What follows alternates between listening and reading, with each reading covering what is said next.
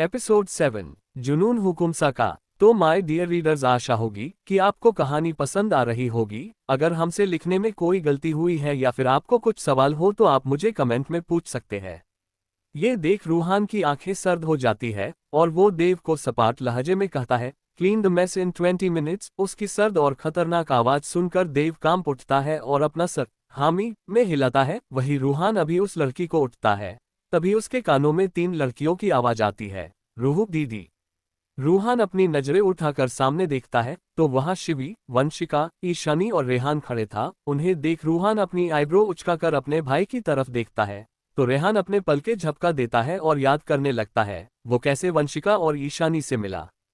Flashback start. Hotel room. Rehan और शिवी एक दूसरे के गले लगे हुए थे, तभी अचानक से कोई बिना नोक किए कमरे का दरवाजा खोलता है। ये देख रेहान की आंखें सर्द हो जाती है और उसकी पकड़ शिवी के कमर पर कस जाती है। वो आगे कुछ करता कि सामने खड़े शख्स को देख वो कंफ्यूज्ड हो जाता है, पर जब शिवी सामने देखती है तो वंशिका और ईशानी को पाकर वो खुशी से फूली नहीं समाती और झट से रेहान के बाहों से अलग होकर सीधा उनके गले लग जाती है और चहकते हुए, ये दीदी आ गई, मेरी इशू और वंशी दीदी आ गई। उसकी बात सुन ईशानी खुशी के आंसू रोते हुए, हाँ मेरी बच्ची, तेरी दीदी आ गई। तू कहाँ चली गई थी?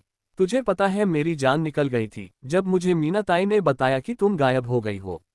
मीना ताई का जिक्र होते ही शिवी का मुंह बन जाता है और वो मुंह बनाकर, अरे दीदी, हम गायब नहीं हुए थे। मीना ताई ने हमें एक गंदे और बधे दिखाने वाले अंकल को दे दिया था। आपको पता है वो अंकल ना बहुत गंदे थे, वो बार बार मेरे फ्रॉक को छूने की कोशिश कर रहे थे, पर मैंने उन्हें मुझे छूने नहीं दिया और उसके बाद वो अंकल मुझे यहाँ छोड़ गए।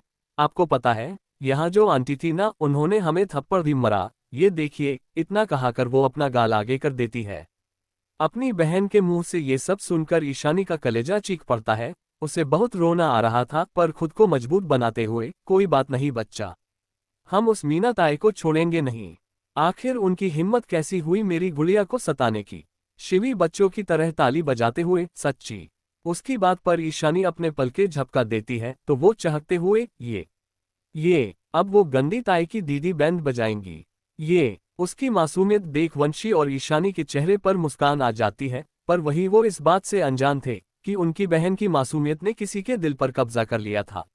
रेहान जो ऐसे अचानक से शिवी को खुद से दूर जाता देख आवेशित हो गया था, पर जब वो शिवी के मुंह से दीदी सुनता है तो वो समझ जाता है उसके सामने खड़ी लड़कियां शिवी की बहन है। वही जब शिवी अपने साथ हुए हादसे का विश्लेषण दे रही थी तब रेहान की आंखें गुस्से से लाल हो चुकी थी। वो अपने मन में, नहीं बख्शूंगा उन्हें जिसने तुम्हें गम दिया है, मेरे होते हुए कोई भी तुम्हें हट नहीं कर सकता है शिवी। ये सब कहते हुए उसके आंखों में एक अजीब सी कशिश थी जिसे कोई नहीं देख पाया। अभी शिवी अपने में मग्न थी, तभी उसकी नजर रेहान पर जाती है जो कब से उसे घूर रहा था। अपने भाषा में बोले तो डेविल का तारना। वो अपने सर पर हल्का मारते हुए, अरे दीदी, हम तो आपको हमारे दोस्त से मिलना भूल गए। आप, वो रेहान के तरफ इशारा करके, ना इनसे मिलो दीदी, इनका नाम रेहान है और ये नाम मेरे बहुत अच्छे दोस्त है। आपको पता है जब वो आंटी मुझे नीचे ले गई थी तब इन्होंने ही मुझे बचाया और ये लाया और मुझसे प्रॉमिस किया कि ये मुझे आपके वंशी और रूहू दीदी के पास ले चलेंगे। उसकी बात सुन अब जाकर सबका ध्यान रेहान की तरफ जाता है। रेहान दिखने में बहुत आकर्षक था। उसकी उम्र 25 साल के आसपास थी, जिसका मतलब वो शिवी से उम्र में सिर्फ 3 साल बड़ा था। उसका आकर्षक व्यक्तित्व उसको सबसे अलग बना रहा था। ईशानी मीठी सी मुस्कान के साथ, थैंक यू, आपने हमारी गैर हाजिरी में हमारी बहन का ध्यान रखा। उसकी बात सुनकर रेहान शांत भाव से, जी उसकी कोई जरूरत नहीं, ये मेरा फर्ज था। मेरे भाईसा ने मुझे सिखाया है कि कभी भी किसी लड़की को बेसहारा नहीं छोड़ना चाहिए, तो मैंने वही किया। पर क्या मैं आपसे एक सवाल पूछ सकता हूँ? ईशानी अपना सर हामी में हिलाते हुए, जी हाँ, पूछिए, आपको क्या पूछना है? रेहान शिवी को देखते हुए, वो मैं जानना चाहता हूँ कि शिवी ऐसे बच्चों की तरह वार्तक। इतना कहाकर वो अपनी बात अधूरी छोड़ देता है। उसका सवाल समझकर ईशानी हल्की मुस्कान के साथ, शिवी हमेशा ऐसी नहीं थी, पर एक हादसे के कारण वो अपने बचपने को जी रही है, वो पागल। रेहान उसकी बात बीच में करते हुए, मैंने शिवी को पागल नहीं कहा है, तो प्लीज आपसे भी उम्मीद होगी कि आप उसे ऐसा कुछ ना कहे, और अगर ऐसा है तो मुझे पूरा यकीन है कि इसका कोई इलाज होगा जिसे आप करा रही है, और इसमें कोई गलत बात तो नहीं है कि शिवी इस समय अपना बचपना जी रही है। बहुत से लोग तो बड़े होने के साथ जीना ही भूल जाते हैं। ईशानी हल्की मुस्कान के साथ, सच में आपको बहुत अच्छी परवरिश दी है आपके माँ पिता ने। और हाँ, शिवी का इलाज चल रहा है, और ये भी सच है कि शिवी जब ठीक थी ना, तब वो इतना मस्ती करती थी कि हमारा पूरा बिल्डिंग दंग रहा जाता था। उसकी बात पर रेहान अपनी शिद्दत भरी निगाहों से शिवी को देखने लगा और अपने मन में, अब इश्क का आप हमारे हमराज है, जो कभी ना टूटे वो विश्वास है, चाहे हालत हो कैसे भी, कभी जो ना टूटे वो हमारा साथ है, हमारा पहले नजर का प्यार है, करते हम आपसे एतबार है, इश्क की दुनिया का जो मीनार हो, उसमें हमारे इश्क का बसा बसाया संसार हो। ये सब कहते हुए उसकी आंखों में उसका शिवी को लेकर जुनून वो साफ दिखाई दे रहा था, पर वहां खड़ा कोई भी शख्स वो बात समझ नहीं पाया। वही उसका ध्यान तब टूटा जब शिवी वंशिका का हाथ पकड़कर उसे हिलाते हुए तेज आवाज में कहती है, वंशी दीदी, रूहू दीदी किधर है? क्या वो अपनी शिवी से नाराज है जो मुझसे मिलने भी नहीं आई? उसकी बात सुन अचानक से ईशानी और वंशिका के माइंड में कुछ स्ट्राइक होता है और वो एक दूसरे को देखते हुए, इशुद्दी रूहानी कहाँ पर है? ये कहते हुए दोनों की आंखें बड़ी हो जाती है। उनकी बात सुन रेहान आगे आकर, जी आपका क्या मतलब है? क्या आपके साथ कोई और भी आया था? उसका सवाल सुन वंशिका घबराते हुए, हाँ, मेरी छोटी बहन रूहानी भी आई थी, पर नीचे अचानक से गोली की आवाज सुनकर हम घबरा गए और हम तीनों किसी और डायरेक्शन में आ गया। वहां एक लड़की से हमने शिवी का फोटो दिखाते हुए पूछा तो उसने हमें ये भेज दिया और शायद उसी वक्त वो हमसे अलग हो गई। ये सुन रेहान के माथे पर सिलवटे आ जाते हैं और वो उन्हें देख, ये आपने बहुत गलत किया, क्या आपको पता है यहाँ अभी पुलिस की रेडिंग पड़ने वाली है, क्योंकि यहाँ आजा बहुत सी लड़कियों को बेचने की कोशिश की जाएगी। ये सुन वंशिका अपने सर पर हाथ रख रोते हुए, है भगवान, हम हड़बड़ाहट में रूहू को भूल गए, अगर उसे कुछ हुआ तो डेड पागल से हो जाएंगे, वो पता नहीं क्या कर ले अपने साथ। ईशानी अपने मुंह पर हाथ रखकर रोते हुए, ये सब मेरे कारण हो रहा है, अगर मैं शिवी के लिए सही केयरटेकर चुनती तो आज ये नौबत नहीं आती। उनको ऐसे उदास देख रेहान शांत स्वर में, आप चिंता मत कीजिए, आइए हम नीचे चलकर देखते हैं, शायद वो हमें मिल जाए। उसकी बात पर दोनों सहमत होती है और उसके साथ मिलकर और शिवी को पकड़ नीचे चले जाते हैं और रास्ते में हर और रूहानी की तलाश करने लगते हैं। अंत में जब वो नीचे हाल में आते हैं तो रूहानी को रूहान के बाहों में लगा देख हैरान हो जाते हैं। और सबसे बड़ा झटका तो रेहान को लगता है, क्योंकि वो जानता था कि उसके भाई को किसी भी लड़की का ऐसे नजदीक आना गवारा नहीं था, वो शादी भी सिर्फ दादाजी के दबाव में आकर कर रहे हैं। पर आज अपने उसी डेविल भाई को ऐसे अपने बाहों में एक लड़की थामे सबसे लड़ता देख उसकी आंखें फटी की फटी रह गई थी। वो अपने मन में, ये मेरे ही भाई हैं ना, या उनका कोई डुप्लीकेट तो नहीं आ गया, इतना कहाकर वो खुद को पिंच करता है, जिससे उसकी आंख निकल जाता है। वही जब रूहानी बेहोश होती है तो उसका चेहरा देख तीनों लड़कियां उसे पुकारती है, जिससे अब हमारे रेहान भाई साहब को एक और झटका लगता है।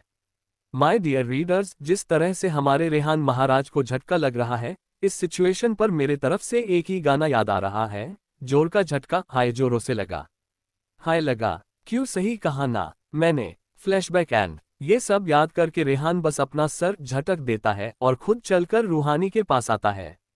रूहान रूहानी को ऐसे अपने बाहों में कैद किए हुए था, मानो वो उसे सबकी निगाहों से छुपा रहा हो। उसकी नीली आंखें खून सी लाल हो चुकी थी, हाथ खून से सन चुके थे और मुट्ठी कसने के कारण उसके हाथ के नब्ज साफ साफ दिख रहे थे। वही वंशिका हौले से रूहानी के गालों को थपथपाते हुए, रूहू बच्चा, रूहू आंखें खोल, देख तेरी दी है रूहू, बच्चे आंखें खोल। जब रूहानी नहीं जागती तो वंशिका रोते हुए, मेरी रूहू को क्या हुआ है, वो जाग क्यों नहीं रही है? उसका सवाल सुन रूहान बिना भाव के रूहानी सुंदर पर पीले पड़े चेहरे को देखते हुए, she is scared that's why she fainted. Ruhan की बात सुनकर वंशिका रोते हुए, ये सब मेरे कारण हुआ है, मुझे रूहू का ध्यान रखना चाहिए था, मेरी बच्ची।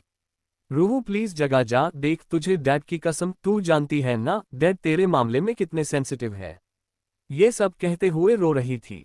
रूहान अपनी जुनूनी निगाहों से रूहानी के चेहरे को देख रहा था, जिसकी आंखें बंद थी, बाल बिखरे हुए थे, आंखों का काजल इधर उधर हो चुका था और चेहरे पीला पड़ गया था, पर तब भी वो भला की खूबसूरत दिख रही थी। वो बेचैनी और जुनून के संग अपने मन में, कैसी ये बेचैनी है जो तेरे संग आया है, कैसे ये जजाबुत तू मेरे पत्थर दिल में लाया है, खता ना कर तू मेरे करीब आने की, कहीं कैद ना हो जाए तू मेरे महल में और रानी बन बैठ मेरी कहानी की।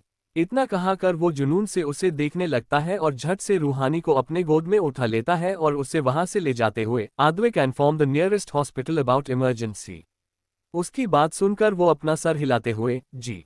वही लड़कियां भी उसे फॉलो करने लगती है। युग रूहानी को अपने कार में बैठता है और लड़कियों को दूसरी गाड़ी में बैठने का इशारा करता है। वंशिका इसके खिलाफ कुछ बोलना चाहती थी, वो अपनी बहन को किसी अनजान आदमी के साथ नहीं रखना चाहती थी, पर ना जाने क्यों ऐसा क्या था रूहान के ऑरा में। उसके उस ऑरा के सामने वंशिका के मुंह से एक शब्द भी नहीं निकला और वो शांति से जाकर दूसरी गाड़ी में बैठ गई। रूहान रूहानी को अपने गोद में लिए बैठा था और गाड़ी में बैठते ही उसने पार्टीशन चालू कर दिया था, जिससे ड्राइवर को रूहान की कोई आवाज नहीं आ सकती थी, और विंडो बंद कर दिया था। रूहान ने बिना भाव के ड्राइवर को ऑर्डर करते हुए पास के किसी भी सिटी हॉस्पिटल में ले चलो। अपने बॉस का ऑर्डर सुनते ही दोनों गाड़ियां अपना रफ्तार पकड़ ली और मुंबई की सड़कों पर चल पड़ी। रूहान शिद्दत से रूहानी के चेहरे को देख रहा था, जहां उसके लेटे रूहान को रूहानी का दीदार करने से रोक रही थी। रूहान उसे शिद्दत से हटाते हुए, तुम सच में बहुत खूबसूरत और मासूम हो मेरी जान। वो उसके लबों को अपने अंगूठे से रब करते हुए, पर मैं बहुत खतरनाक हूँ, तुमने मेरे इस वीरान पड़े दिल में दस्तक देने की कोशिश की। अभी के लिए मैं तुम्हें माफ कर रहा हूँ, पर याद रखना अगर तुम मुझे दोबारा दिखी तो कसम से तुम्हें मैं अपनी दुनिया में कैद कर लूंगा, जहां मैं तुम्हारी उड़ान तो नहीं रोकूंगा पर तुम्हें अकेला भी नहीं छोड़ूंगा। इतना कहाकर वो किसी सनकी की तरह रूहानी के चेहरे का दीदार करने लगा। उसके आंखों में एक जुनून था, रूहानी को हमेशा हमेशा के लिए खुद में कैद करने का। पर अभी रूहान ये नहीं कर सकता था। एक वजह थी उसकी शादी, तो दूसरी रूहानी। वो रूहानी के चेहरे को देख साफ समझ गया था कि रूहानी अभी भी इस काली दुनिया के पूरी सच्चाई से अनजान थी। तो अगर रूहान से वो जुड़ी तो पक्का उसे भी उसके दुनिया के तकलीफ झेलने पड़ सकते थे। और बस इसी ख्याल से कि रूहानी को दर्द हो, ना जाने क्यों रूहान के दिल में टीस मच रहा था। तो मिल गए हमारे हुकुमसा और रूहू। क्या होगा जब हुकुमसा के सर पर चढ़ेगा रूहानी का जुनून? कैसे वो अपने शादी से पीछे मुकरेंगे? आगे क्या होगा जानने के लिए पढ़ते रहिए डेविल हुकुम की इनोसेंट ब्राइड।